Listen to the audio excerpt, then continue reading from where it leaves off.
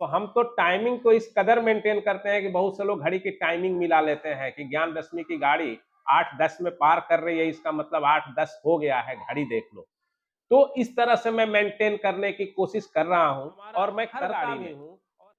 ठीक प्रॉपर जो गवर्नमेंट के मानक का, चाहे वो जीपीएस हो, बीएलटीडी हो, गाड़ियों की परमिट हो, टैक्सेशन हो, फिटनेस हो, ड्राइवर की ड्राइविंग लाइसेंस हो, पॉल्यूशन हो, जितने भी पेपर्स हैं वो सारा पेपर, चूंकि विद्यालय की अपनी ओन गाड़ियां। नमस्कार, हम ब्रजेश राय।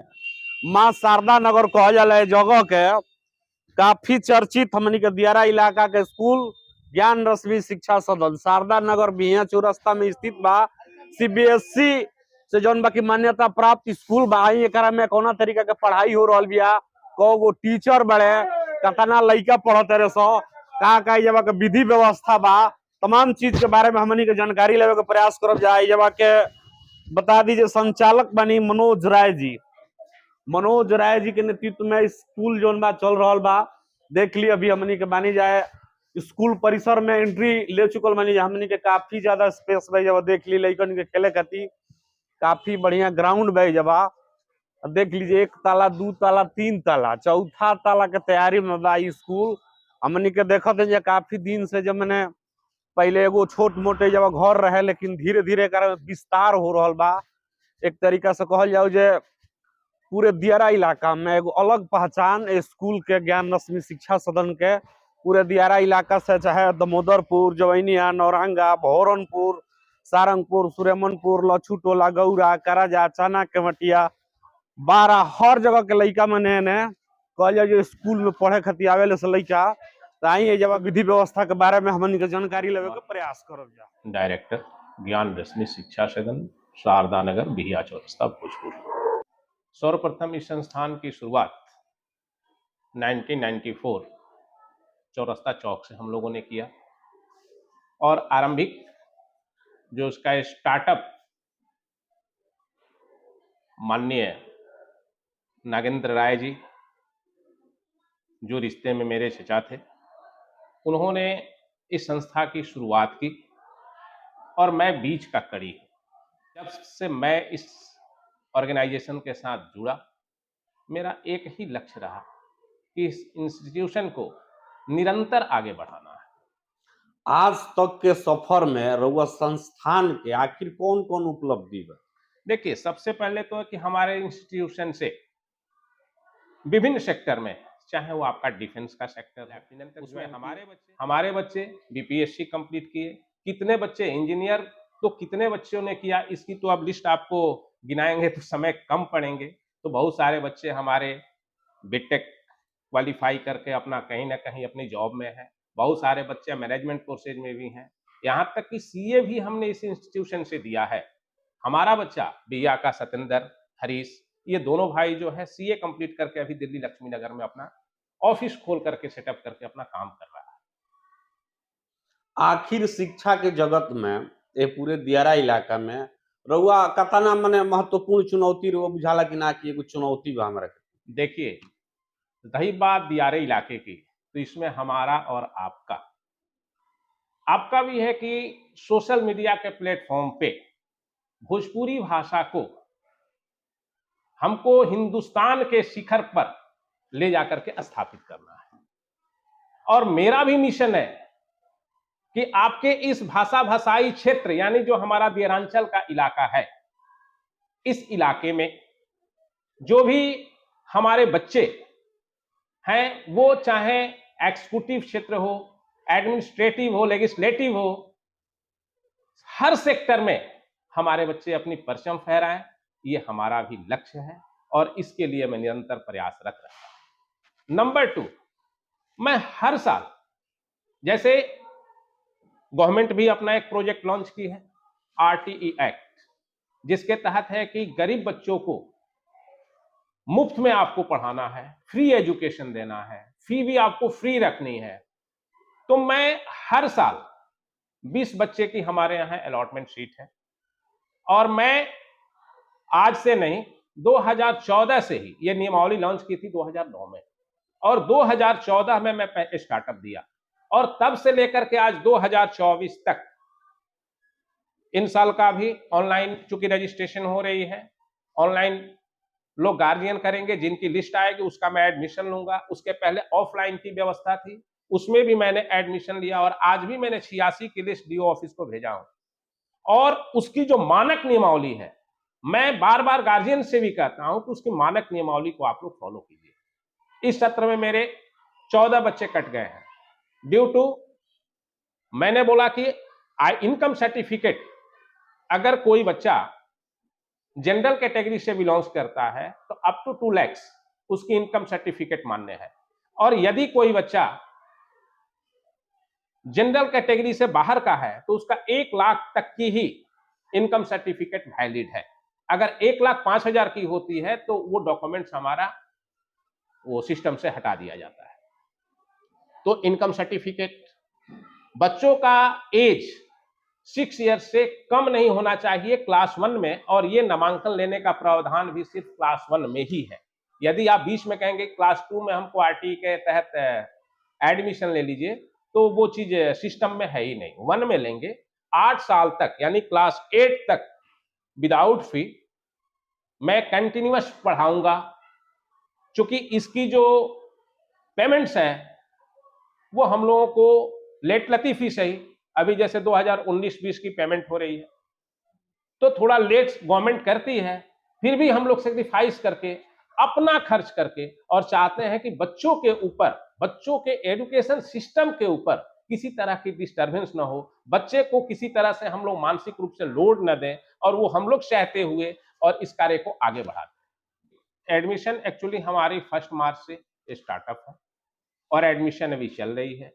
आज भी एडमिशन हमने किया, और चूंकि अभी जो भी एडमिशन्स आ रहे हैं तो जूनियर विंग्स के आते हैं, नर्सरी एलकेजी यूकेजी। चूंकि क्लास 1 या उसके ऊपर के जो बच्चे हैं, पहले और अभी के समय में बहुत फर्क है। पहले तो गार्जियन कहीं से कहीं रिमूव हो जाते थे कि 3 क्लास तक बच्चा यहाँ है, 4 क्लास में वहां चले जाएं, लेकिन अब यू डैश सिस्टम में बच्चों को अपलोड करना पड़ता है। तो जैसे यू डैश सिस्टम में हमने बच्चे को किसी को 2 क्लास में अपलोड कर दिया है, वो बच्चा कहीं बिना हमारे सर्टिफिकेशन का, बिना मेरे सर्टिफिकेट का अगर कहीं जाके वो चाहे कि 3 क्लास में एडमिशन ले, तो वहां वो सिस्टम में नहीं दिखेगा बच्चा। अभी तो जो व्यवस्थापक इस बात को नहीं समझते हैं वो तो एडमिशन अभी ले लेंगे, लेकिन जब 30 सितंबर को जब डाटा एंट्री का ऑप्शन खुलता है और उस दिन डाटा एंट्री में जब जाएंगे, तो चूंकि वो बच्चा का डॉक्यूमेंट्स मेरे यहां जब शो करेगा तो वहां वो बच्चा इंपोर्ट नहीं हो पाएगा, और नतीजा होगा कि वो बच्चा जीवन भर सर्टिफिकेट से वंचित रह जाएगा। इसलिए मैं वैसे गार्जियन को आगाह करना चाहता हूं कि किसी भी विद्यालय से अगर दूसरे विद्यालय में बच्चे को आप ले जाना चाहते हैं तो उस विद्यालय से आप सर्टिफिकेट जरूर प्राप्त कीजिए, क्योंकि अगर अभी नहीं करते हैं तो 6 महीना बाद आपको परेशानी झेलना पड़ेगा, और हो सकता है कि वो व्यवस्थापक आपको 2 साल 3 साल तक डायलेमे में रखे, और जब बच्चा आपका 5, 6, 7th में जाएगा उस समय यदि आप सर्टिफिकेट की डिमांड करेंगे तो विद्यालय प्रबंधन जो है हाथ खड़ा कर देगा, क्योंकि उसको पावर नहीं है कि वो डायरेक्ट सर्टिफिकेट आपको 7th क्लास का और 8th क्लास का दे दे। इसलिए मैं हर गार्जियंस के आगाह करूंगा कि किसी भी विद्यालय से रिमूव होने से पहले आप वहां से प्रॉपर सर्टिफिकेट अपना नोट यूज कराइए।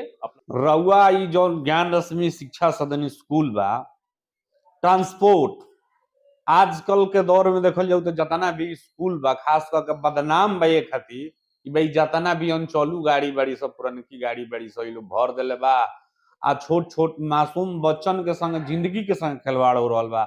न ड्राइवर के लाइसेंस बा, न गाड़ी के पहले कागज बा, माने धड़ेले से ही कारोबार चल रहा बा। तो रउआ ट्रांसपोर्ट के लेके कितना सजग रहे कि भाई जौन हमार चलावे वाला जौन ड्राइवर बा उ निपुण ड्राइवर होके के चाहिए, गाड़ी जौन चल रहा बिया तो उन सरकार के मानक पर सही उतरे के चाहिए।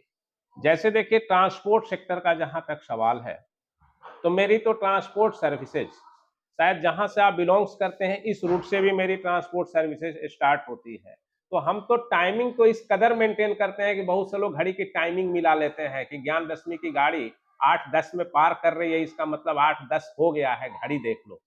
तो इस तरह से मैं मेंटेन करने की कोशिश कर रहा हूं और मैं करता भी हूं, और हमारा हर गाड़ी में ठीक प्रॉपर जो गवर्नमेंट के मानक का, चाहे वो जीपीएस हो, बीएलटीडी हो, गाड़ियों की परमिट हो, टैक्सेशन हो, फिटनेस हो, ड्राइवर की ड्राइविंग लाइसेंस हो, पॉल्यूशन हो, जितने भी पेपर्स हैं वो सारा पेपर, चूंकि विद्यालय की अपनी ओन गाड़ियां हैं, उसकी भी लाइबिलिटी डायरेक्टली मेरी है, और मैं एक मार्केट की हायर करके गाड़ियां तो रखा नहीं हूं। तो हमारा अच्छा जो भी गाड़ियां हैं हमारा बिल्कुल कंपनी की ब्रांडेड है। ये नहीं है कि हमने कहीं से उठाया ला के रख दिया। हमारे लिए बच्चों का जीवन काफी मूल्यवान है, उसका जीवन पहले है। तो हम ट्रांसपोर्ट के लिए हमेशा से सजग रहते हैं कि हमारे गाड़ियों में फर्स्ट ड्राइवर है, सेकंड ड्राइवर है कि नहीं, नहीं है एक दिन भी तो अगले दिन हमारा दिमाग जो है ना थोड़ा सा काफी इरिटेट होता है कि भाई बिना खलासी की हमारी गाड़ियां अगर चलेगी, हाँ, गाड़ियां की कंडीशन अगर सही ना रहे, आप बांध का रोड की स्थिति आप देख रहे हैं। हम सर दिक्कत यहां आती है कि जब पे स्केल की बात होती है, देखिए चंदवा मोड़ से और बामपाली स्कूल तक अगर बच्चे आते हैं तो उसकी ट्रांसपोर्ट फी जो है 2200 रुपए है, और हम सर नौरंगा चक्की से और यहां तक लाते हैं तो हमारी ट्रांसपोर्ट फी 800 रुपए मिलती है। तो अब ये बेसिकली अंतर समझा जाए कि 800 रुपये में सिर्फ हमको मिलता क्या है सर, डीजल और ड्राइवर के पैसे मिलते हैं। बाकी जो हमने 30 लाख 25 लाख की जो गाड़ी हमने लगाया है उसकी कोई रिटर्न नहीं है। लेकिन मैं इस विश्वास से आगे बढ़ता हूं कि अगर आशीर्वाद होगा ऊपर वाले का तो आज नहीं तो कल मैं भी 2200 लूंगा। ये एक भरोसा है, और इस भरोसा को लेकर के मैं आज की नुकसान कल को फायदे में देख करके और अपनी गाड़ी को निरंतर आगे बढ़ा। मैंने कतना कंपटीशन आज शिक्षा के क्षेत्र में कि भाई अगल बगल बहुत सारा स्कूल हो गई बड़े सर। सर मैं इसको कंपटीशन नहीं मानता, मैं तो ये मानता हूं कि वो मेरे इस सेक्टर के सहयोगी हैं, और मेरा भी मिशन यही है कि अधिक से अधिक हमारे बच्चे साक्षर हो करके देश में अपना नाम रोशन करें, और यदि उसमें हमारा सहयोग कर रहे हैं तो हमारे हमारे लिए उनका भी वेलकम है। हमारा कोई ऐसा नहीं है, अगर मान लीजिए सिर्फ और सिर्फ मेरा ही विद्यालय रहे तो फिर मैं इस इलाके से अगर 10,000 स्टूडेंट्स हैं तो मैं उनकी कहां से मैं व्यवस्था दे पाऊंगा। तो वो हमारे, लेकिन हाँ ये जरूर कहेंगे कि जो हमारे बीच जो कंपटीशन हो वो पॉजिटिव डायरेक्शन में हो। ये नहीं कि अगर कोई बच्चा जो है सही डायरेक्शनल चल रहा है उसको गलत आप कन्विंस कीजिए और गलत कन्विंस करके कहिए कि वहां ये नहीं होता है, ये होता है, ये नहीं होता है, ये होता है। ये चीजें गलत है, इसलिए कि आप उस बच्चे के कैरियर को बर्बाद कर रहे हैं। अगर वो बच्चा सही डायरेक्शनल जा रहा है, यदि आप उस बच्चे को जाके घर में टेस्ट लेते हैं तो टेस्ट लेते हैं तो ये सोचिए कि हम तो प्रिपेयर्ड होके गए हैं उसका टेस्ट लेने के लिए, कहीं वो बच्चा अगर 2 क्वेश्चन हमसे कर दिया तो इसके लिए आप भी प्रिपेयर्ड होकर के जाइए। और मैं ये कहता हूं कि जो भी टीचर अगर जाते हैं किसी गार्जियंस के पास और बच्चे का टेस्ट लेते हैं तो ये फ्लुएंटली ये भी बोले कि बेटा मैं आपसे 2 क्वेश्चन करता हूं और तुम भी हमसे 2 क्वेश्चन कर ले।